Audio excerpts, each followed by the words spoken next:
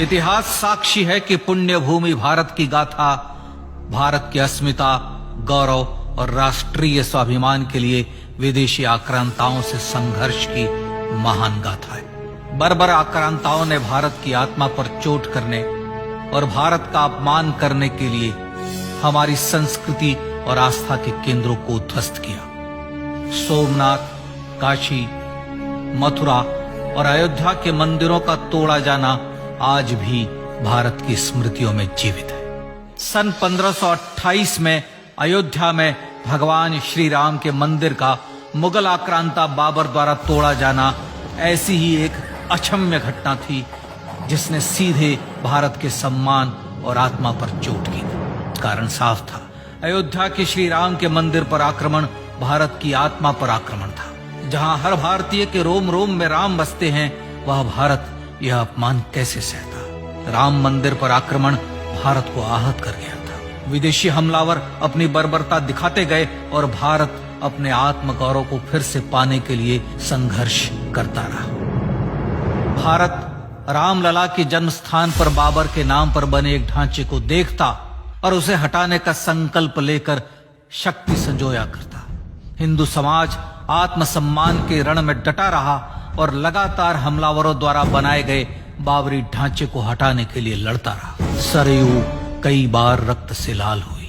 कभी स्थानीय शासकों ने तो कभी साधु संतों और राम भक्तों ने राम जन्मभूमि की मुक्ति के लिए अपने प्राणों की आहुति दी। 74 बार युद्ध हुए। हम कुछ मोर्चे हारे, पर रण जीतने का संकल्प कभी कम नहीं हुआ। हिंदू समाज तलवारों से रक्त रंजित हुआ, पर उसने हार नहीं मानी। उसका संकल्प अजेय था। 15 अगस्त 1947 को देश की आजादी के साथ सैकड़ों सालों से चले आ रहे इस संघर्ष में नई ऊर्जा और एक नया मोड़ आया। अचानक 23 दिसंबर 1949 को बाबरी ढांचे में श्री राम लला प्रकट हुए। हजारों राम भक्त दर्शन के लिए उमड़ पड़े। तत्कालीन प्रधानमंत्री पंडित जवाहरलाल नेहरू ने उत्तर प्रदेश सरकार को श्री राम लला को विवादित ढांचे से हटाने का आदेश दिया। उत्तर प्रदेश सरकार ने अयोध्या के कलेक्टर को यह काम दिया और यह निर्देश भी कि जरूरत पड़ने पर वे बल का प्रयोग भी करें। अयोध्या के कलेक्टर ने सरकार को उत्तर दिया कि यह नरसंहार के बिना संभव नहीं है और फिर भी वह ऐसा चाहती है तो किसी दूसरे कलेक्टर से यह काम करवा ले। परिणाम स्वरूप रामलला की मूर्ति वहीं विराजमान रही। विवादित ढांचे को बंद कर दिया गया।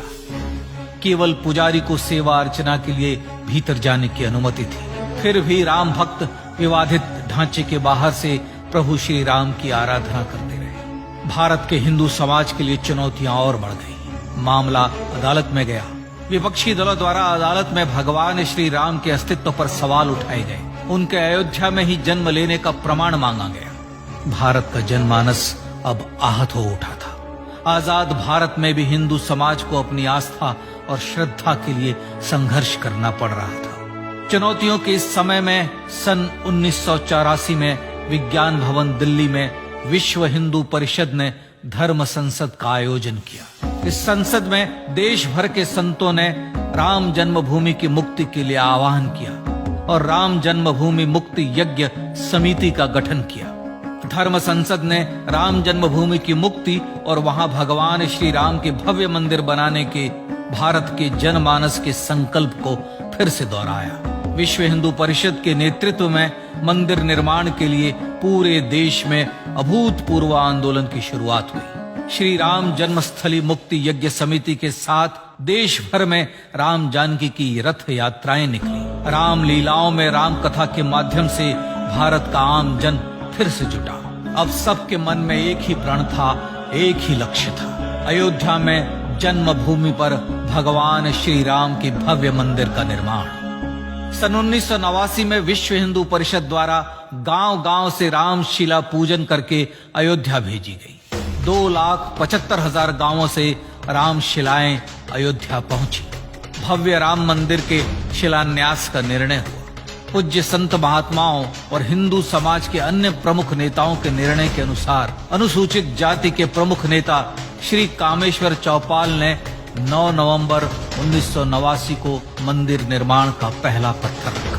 राम जन्मभूमि पर मंदिर निर्माण के लक्ष्य की पूर्ति के लिए सन 1990 में सोमनाथ से अयोध्या के लिए श्री लाल कृष्ण आडवाणी ने रथ यात्रा की शुरुआत की। देश में जन भावनाओं का ज्वार उमड़ने लगा। श्री लाल कृष्ण आडवाणी के रथ यात्रा के साथ साथ मंदिर के लिए जन समर्थन बढ़ने लगा और छद्म सेकुलरवाद बेनकाब होने लगा। इस जन आंदोलन को रोकने की तमाम कोशिशें हुई पर सब व्यर्थ हुई। विश्व हिंदू परिषद ने देशवासियों से अयोध्या में जन्मभूमि पर मंदिर निर्माण के लिए 30 अक्टूबर और 1 नवंबर 1990 को कार सेवा का आह्वान किया। परिणाम स्वरूप लाखों राम भक्त कार सेवा के लिए देश के कोने कोने से अयोध्या आए। इससे देश की एकात्मता का विराट दर्शन हुआ।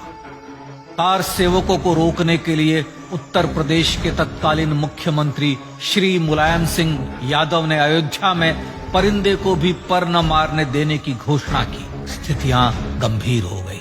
अयोध्या से 100-100, 200 किलोमीटर दूर रेलगाड़ियां रोक दी गई। अयोध्या युद्ध भूमि बना दी गई। मार्ग बंद, रेल बंद, चप्पे चप्पे पर पुलिस।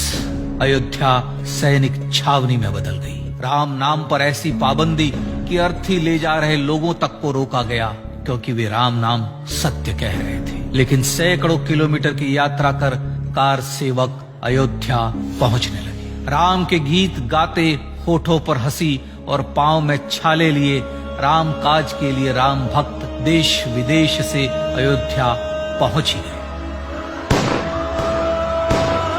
कार सेवकों पर गोलियां चली। अनेक कार सेवक शहीद हुए। आजाद भारत में जन्मभूमि पर राम मंदिर के लिए कार सेवकों ने फिर एक बार अपना बलिदान दिया, पर कार सेवकों ने विवादित ढांचे पर भगवा फहरा ही दिया और इस तरह कार सेवा सफल हुई। श्री राम जन्मभूमि आंदोलन ने भारत की सुप्त आत्मा को झकझोर कर जगा दिया था। विश्व हिंदू परिषद ने फिर एक बार 6 दिसंबर 1992 को कार सेवा का आह्वान किया। राम भक्तों को कार सेवा करने देने के लिए अदालत में प्रार्थना की गई, पर अदालत ने कोई निर्णय नहीं दिया। परिणाम स्वरूप बौद्ध, जैन, सिख, स्वामीनारायण संप्रदाय, गायत्री परिवार, हर पंथ, मत, विचार के हिंदू एकत्र हो गए। छूत अछूत का भेद मिटा, जाति की पहचान मिटी। हम सब हिंदू, हम सब सिंधु बन गए। राम सिंधु में ज्वार उठा और देखते ही देखते 6 दिसंबर 1992 को श्री राम जन्मभूमि से बाबरी ढांचा सदा के लिए हट गया।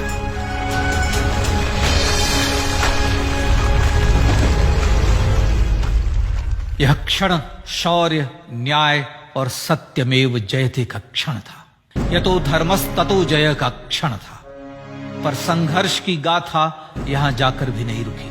छद्म सेकुलरवादियों द्वारा भारत और भगवान श्री राम के इतिहास को झुठलाने के लिए अदालतों में चुनौतियों का सिलसिला चलता रहा, जो 1950 से चल रहा था। हिंदू सिखों के बीच से गुजरते हुए भगवान श्री राम का दर्शन करने के लिए विवश थे। यह स्थिति थी आजाद भारत में श्री राम और राम भक्तों की।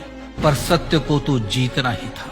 आखिरकार देश के सर्वोच्च न्यायालय के 5 जजों की खंडपीठ ने 9 नवंबर 2019 को ऐतिहासिक निर्णय दिया और यह कहा कि अयोध्या जन्मभूमि परिसर की पूरी 67 एकड़ भूमि रामलला की। और न्यायालय ने भारत सरकार को जन्मभूमि पर मंदिर बनाने के लिए एक ट्रस्ट बनाने का आदेश दिया। सर्वोच्च न्यायालय के आदेश के अनुसार भारत सरकार ने 5 फरवरी 2020 को श्री राम जन्मभूमि तीर्थ क्षेत्र नाम के ट्रस्ट का गठन किया और राम जन्मभूमि न्यास की भूमि जो सरकार द्वारा अधिग्रहित की गई थी, उसे ही नवनिर्मित न्यास को वापस दे दिया गया। 5 अगस्त 2020 को भारत के प्रधानमंत्री श्री नरेंद्र मोदी ने श्री राम जन्मभूमि तीर्थ क्षेत्र के अध्यक्ष पूज्य महंत नृत्य गोपाल दास, राष्ट्रीय स्वयंसेवक संघ के पूज्य सरसंघ चालक डॉक्टर मोहन भागवत एवं उत्तर प्रदेश के मुख्यमंत्री श्री योगी आदित्यनाथ की उपस्थिति में श्री राम जन्मभूमि पर भगवान श्री राम के भव्य मंदिर के लिए भूमि पूजन कर निर्माण कार्य का शुभारंभ किया। इस तरह लगभग 500 वर्षों से राम जन्मभूमि की मुक्ति के संघर्ष का पटाक्षेप हुआ। अपने आत्मसम्मान और राष्ट्रीय अस्मिता के लिए इतना लंबा संघर्ष विश्व के इतिहास में बेजोड़ है। श्री राम भारत की आत्मा, भारत की परिभाषा, हमारे राष्ट्रीय आदर्शों और जीवन मूल्यों के प्रतिनिधि मर्यादा पुरुषोत्तम हैं, जो हर हिंदू के होठों पर जन्म से मृत्यु तक रहे, बस यही हर हृदय में प्रार्थना होती है। राम भारतीय राष्ट्रीय स्वाभिमान और आसेतु हिमालय से समुद्र पर्यंत तक जन जन को एकात्मता के बंधन में बांधने वाले रक्षा सूत्र है। अयोध्या स्थित श्री राम जन्मभूमि पर बाबर का हमला वास्तव में भारत के स्वाभिमान और राष्ट्रीयता पर हमला था। प्रधानमंत्री श्री नरेंद्र मोदी द्वारा श्री राम जन्मभूमि पर राम मंदिर का पुनः निर्माण न केवल बाबरी मानसिकता का पराभव है, बल्कि संपन्न, सुखी, सुसंस्कृत, सर्वशक्ति संपन्न स्वराष्ट्र का सूर्योदय भी है। यह उस राम राज्य की दिशा में वह कदम है जिसकी अभिलाषा राज राजेंद्र चोल, कृष्णदेव राय, छत्रपति शिवाजी महाराज से लेकर महात्मा गांधी तक ने की थी। अयोध्या में जन्मभूमि पर भगवान श्री राम का मंदिर न सिर्फ राष्ट्रीय गौरव होगा, बल्कि वह श्री राम के आदर्शों का राष्ट्र मंदिर होगा। अब वह महान संकल्प पूरा होने जा रहा है। आइए इस राम यज्ञ, राष्ट्र यज्ञ में जिन ज्ञात और अज्ञात भारतीयों ने अपनी आत्माहुति दी है, उनका पुण्य स्मरण कर उन्हें श्रद्धांजलि दी।